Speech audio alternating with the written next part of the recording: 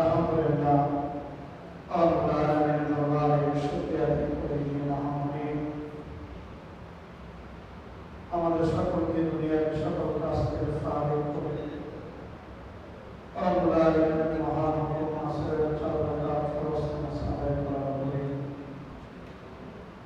ঐতিহ্যবাহী দিন শিক্ষা পেয়ে মাদ্রাসায়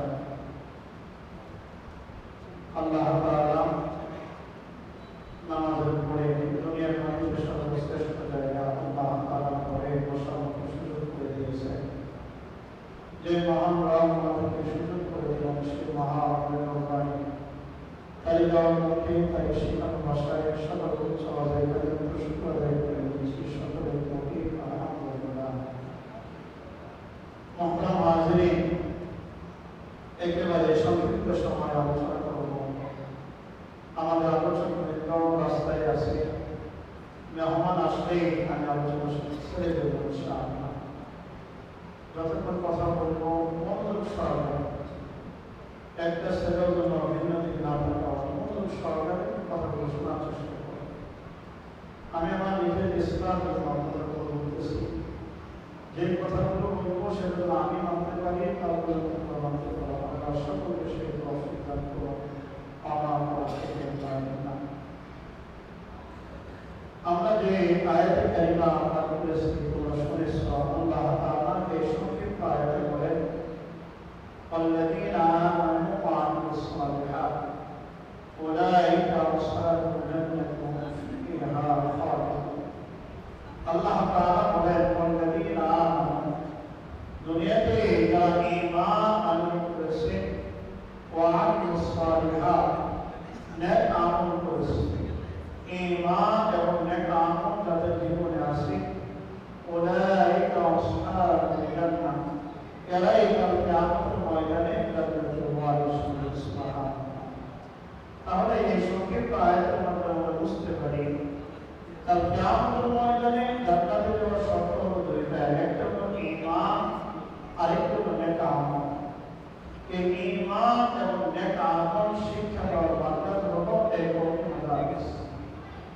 ঈমান মানুষের কেমন করে বিশুদ্ধ হবে, ঈমান মানুষ কেমন করে বিশুদ্ধতায় নিজেকে বাস্তবায়ন করতে পারবে, নেক আমল কেমন করে করতে পারবে, এর তালিম এর তারবিয়ত শিক্ষা দেয় কোন মাদ্রাসা।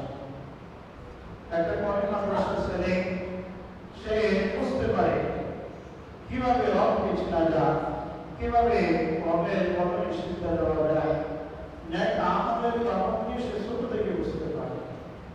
কারণ এই কোন মাদ্রাসা হলো এটা ঈমান শিক্ষা দেওয়ার মাদ্রাসা, এটা হলো নেক আমল শিক্ষা দেওয়ার মাদ্রাসা। এই কারণে বলা হয় ওই মাদ্রাসা মানুষ গড়ার কারিগর।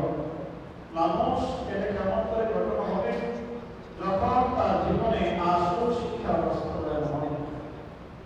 মানুষ শিক্ষিত হলে শিক্ষিত হয় না, দুনিয়াতে শিক্ষিত মানুষকে এই শিক্ষায় জাহান্নামী বানায়।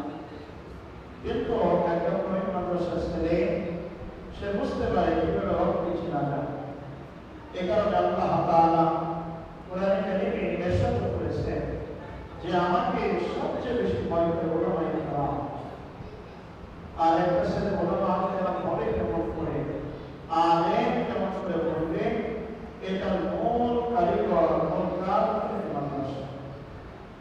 আলহামদুলিল্লাহ, পড়াশোনা করে আল্লাহ পাক এক বিশেষ বান্দার মাধ্যমে আল্লাহ তাআলা এই জায়গায় দ্বীনের মাদ্রাসা চালু করেছে, যার কারণে আমরা একেবারে কিছু থেকে শুরু করে একেবারে সর্বোচ্চ বা আল্লাহর কাছে আল্লাহ পাক আমাদেরকে এই শিক্ষা করার শিক্ষা দেওয়ার সুযোগ করে দিয়েছে।